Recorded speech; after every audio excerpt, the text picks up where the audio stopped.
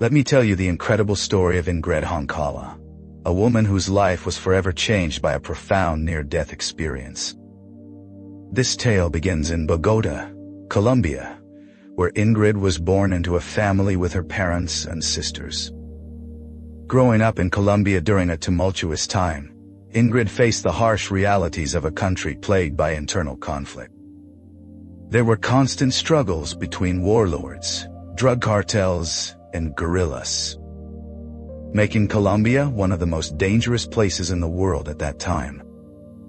Fear and uncertainty were part of daily life for Ingrid and her family, creating a challenging environment for a young child to navigate. Ingrid's early years were marked by hardship, not only due to the external turmoil, but also because of personal struggles. She was born a very sick child and spent the first 3 years of her life feeling unwell. For Ingrid, being unwell was all she knew. She had no concept of what it meant to feel healthy or strong. Her family faced additional difficulties because both of her parents had to work long hours to provide for their children. This meant that Ingrid and her sisters were often left in the care of a maid who, unfortunately, didn't pay much attention to them when their parents were away. The maid was usually preoccupied with her own tasks, leaving the children to entertain themselves without proper supervision. One day, when Ingrid was nearly 3 years old and her oldest sister was close to 4, the two of them decided to play in the patio of their home. In this patio, there was a large cement tank that held about 900 gallons of water. The family used it to collect water due to frequent issues with the local water system, and it also served as a place to hand-wash clothes. Ingrid's parents had strictly instructed the children not to play near the tank because of the danger it posed. But children often see rules as invitations to adventure. With no one watching them, Ingrid and her sister found a ball and decided to play near the forbidden tank, drawn by the thrill of doing something they weren't supposed to do. Ingrid's sister climbed onto a flat surface near the tank where she was relatively safe, but Ingrid positioned herself on a thin edge, bending her legs and leaning precariously over the water. They were having so much fun tossing the ball back and forth, laughing and enjoying their little game.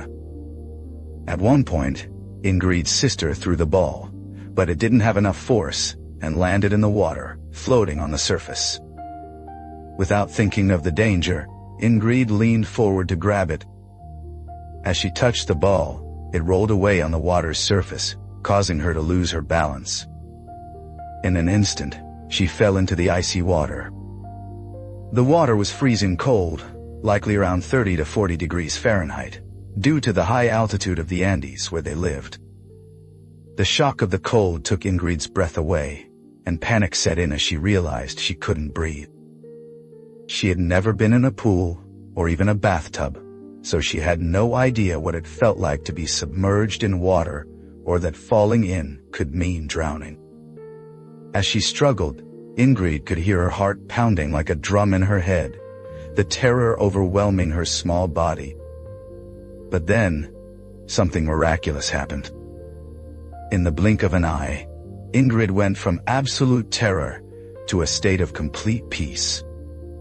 She didn't understand what had occurred, or why she no longer felt the need to escape the tank or even to breathe.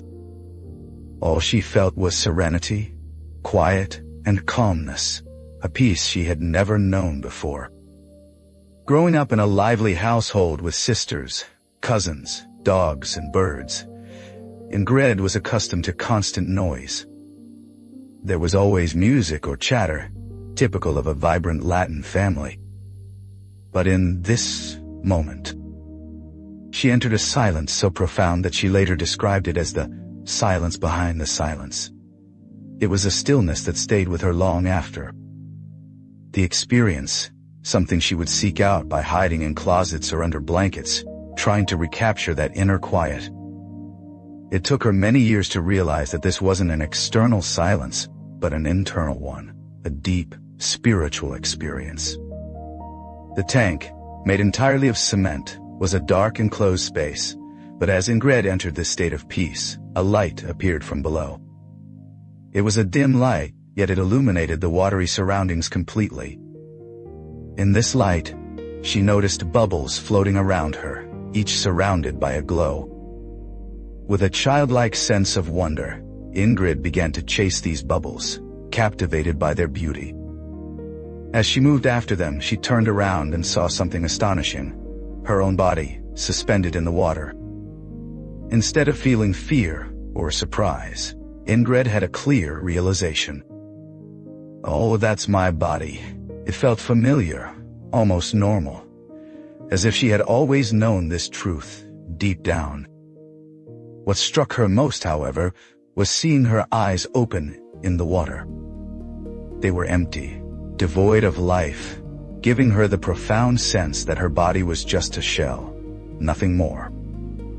That impression never left her. As Ingrid looked at her body, she made a conscious decision. She wasn't going back there. She didn't want to return to that shell, especially after experiencing such peace and freedom.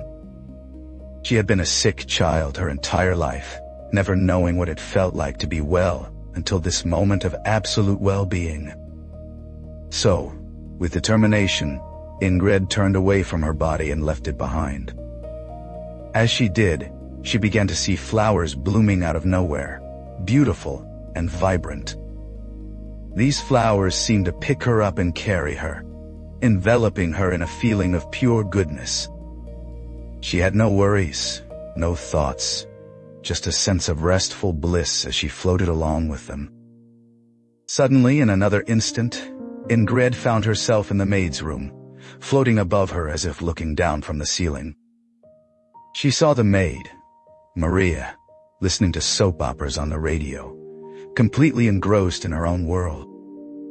The memory of this moment was so vivid for Ingrid that years later, she confirmed with her parents that the specific soap opera she heard was indeed playing at that time. She recognized Maria, but felt no connection or response, and in another flash she was floating above her mother. Her mom had left for work early that morning and was walking to a bus stop when Ingrid appeared above her. The moment Ingrid thought, "Oh, that's Mom," her mother stopped in her tracks. Without hesitation, her mom sensed something was terribly wrong at home with one of her children. She turned around and started running back, though Ingrid, watching from above, didn't understand why she was running. Ingrid's attention quickly shifted when she saw a dog at the end of the road. She adored animals, and the moment she thought of the dog, she was instantly with it. Then she noticed a park nearby, and with just a thought, she was there. She realized something incredible was happening. She could be anywhere at any time. The concepts of time and space as we know them seemed to vanish. Ingrid was having fun playing this game of instant travel when, in another blink, she entered a realm of pure, intense, shiny white light. For the first time in her nearly 3 years of life, Ingrid felt truly at home. It was a feeling of being embraced, warm, held, and safe, a goodness she had never known before. In this light, Ingrid didn't question who she was or think about her body floating in the tank. She had been simply enjoying the experience, playing and exploring. But in this moment, she had a profound realization. She wasn't that body. She wasn't that persona. Ingrid understood herself as a being of light, still with a sense of self, but one that was interconnected with everything around her. Gradually, even that sense of self began to dissolve, merging with the wholeness of everything. She later described it using an analogy. Imagine a huge stadium with a tiny box in the center. All she thought she was that box.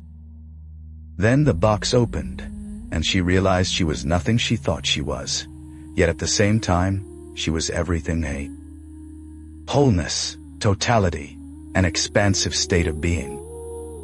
She wasn't defined by color, form, or thought, but was interconnected with all that exists. Ingrid felt as if she had been embraced by an eternal force, something she now understands as God, the Divine Mother and Father in heaven. It was like a child losing themselves in the arms of their parents, forgetting everything in that complete and total embrace of absolute love. The only way she could describe it was as an experience of absolute consciousness and pure presence. It was a state beyond words, a feeling of being utterly at home in the universe. Meanwhile, back in the physical world, Ingrid's mother finally arrived home. Astonishingly, she knew exactly where to go despite living in a large house. If she had wasted time searching other rooms, it might have been too late. Guided by an unexplainable instinct, she went straight to the back of the house where the tank was. Ingrid's sister was still there, too afraid to tell the maid what had happened since they weren't supposed to play near the tank. She had been trying desperately to get Ingrid out of the water. When she saw their mother, she cried out, "Mom, Ingrid is there, and I can't get her." Without hesitation, Ingrid's mom jumped into the tank and pulled her out. She later described Ingrid as looking like a raggedy doll, lifeless, pale, with blue nails and lips, no pulse, no breath. Fortunately, Ingrid's mother worked with children and had received basic training in CPR. She immediately began doing everything she could to revive her daughter, pressing on her chest and trying to bring her back. But Ingrid, in her spiritual state, was completely disconnected from this reality.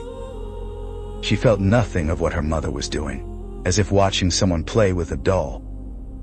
She was far removed, still immersed in that divine light.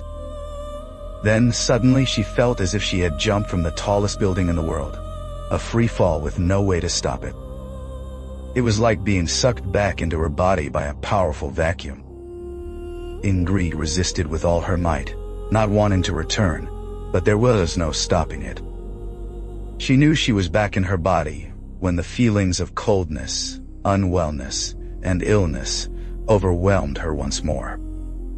It was like going from an expansive state of being back into a tiny confined box. Ingrid was deeply unhappy to be back in her body. That sense of freedom, peace, and silence was gone, replaced by the limitations and discomfort of her physical form. When she returned, she was angry. Very angry. Some might wonder how a child could feel anger after being saved. But imagine a young child at an amusement park, having the time of their life, only to be told they have to leave. That's how Ingrid felt. She didn't want to be in this world. She wanted to go back to that place of light and peace she called home. This marked the beginning of many challenges for Ingrid and her family. She refused to accept being in this reality, often looking at herself in the mirror and crying hysterically, scratching her face and pulling her hair, insisting, "I'm not this body, I'm not this person. This isn't my name. I shouldn't be here." One night, when called for dinner, Ingrid felt aggravated just hearing her name. When the maid insisted, "Ingrid, we're calling you for dinner," she snapped back. "Don't call me that. That's not my name." The maid, bewildered, asked what she should call her, and Ingrid replied, "I don't need one." Her family didn't know what to do with a child expressing such ideas, and the situation became increasingly difficult. Ingrid stopped eating and became rebellious, feeling that her parents and others were not her equals after experiencing a state of unity and oneness in the light. She couldn't relate to other children either, often wondering why they seemed so unaware of the deeper truths she now knew. Additionally, Ingrid returned with abilities she didn't have before her near-death experience, displaying skills and awareness far beyond her age. At just under 3 years old, in a time when there were no special programs for children like her, this made her stand out as different. Even at school, she was ostracized, and sometimes bullied, even by teachers who didn't know how to handle her. They would tell her to sit in a corner if she thought she knew everything, leaving her feeling isolated and misunderstood.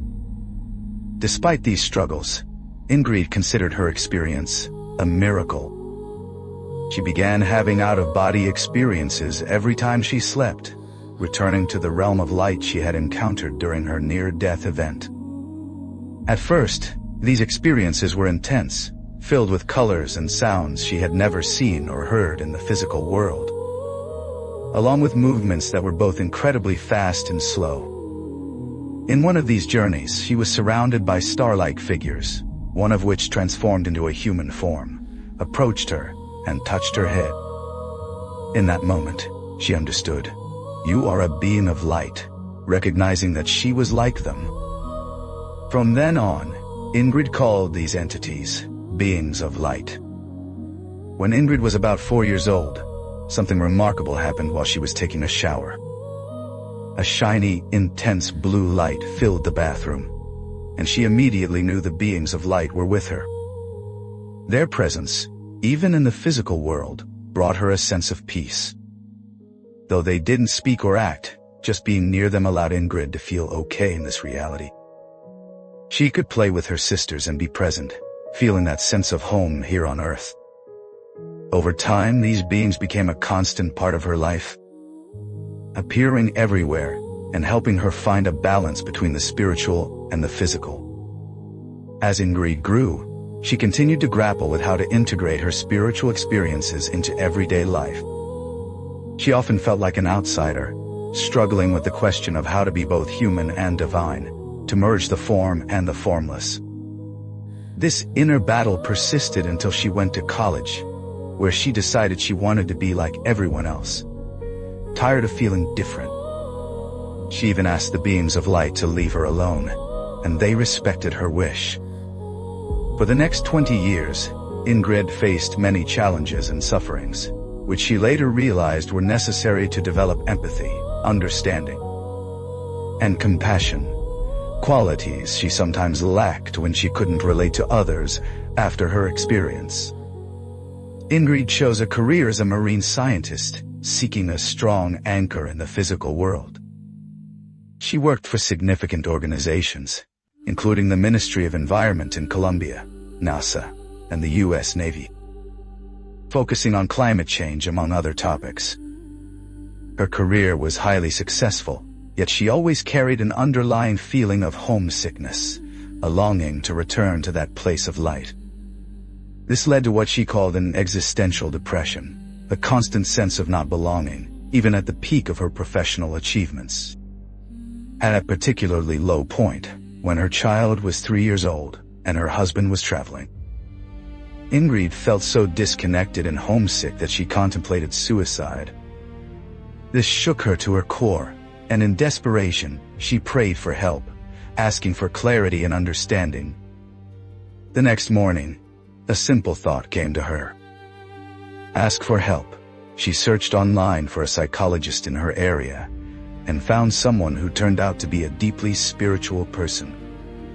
He encouraged her to write a list of her sufferings, which initially seemed pointless to her scientific mind, but it became a cathartic exercise. As she wrote, she broke down asking, "Why me?" The psychologist's response, "Why not?" flipped a switch in her mind. He helped her see how each struggle connected to her growth, giving her a sense of purpose behind everything. From that moment, Ingrid entered a space of gratitude, realizing that all her experiences had a reason. She stopped seeing herself as a victim and instead felt empowered, understanding that her perception could transform challenges into opportunities. As she drove home from the psychologist's office that day, she felt the presence of the divine light again. An embrace of absolute love, an expansive being. It was a reminder that the way to return home is to quiet the mind, to meditate, and to find that inner silence. Ingrid learned that even a single conscious breath could be a gift, a moment of well-being in a fast-moving world. She also came to value gratitude as a powerful force, a high vibrational frequency akin to love. Ingrid realized that gratitude comes from appreciating the simple things: food when hungry, a hug when lonely, a bed when tired, a blanket when cold. These moments reconnect us to love and appreciation. Her journey taught her that our true purpose is to remember we are light, consciousness, and spirit, embodying qualities like love, power, joy, and purity. No matter where we are, our mission is to shine that light. Ingred's story is a testament to the human experience as a journey of remembrance. It shows that wisdom comes from silence, from centering oneself and seeking clarity through prayer or meditation. Challenges, when viewed through the lens of gratitude, become opportunities rather than sufferings. Her life, shaped by a near-death experience at the tender age of nearly 3, continues to inspire a deeper understanding of who we are and why we're here. Through all her struggles and revelations, Ingred Honkala learned that there is no separation between here and there. There is only consciousness, and we are all part of it.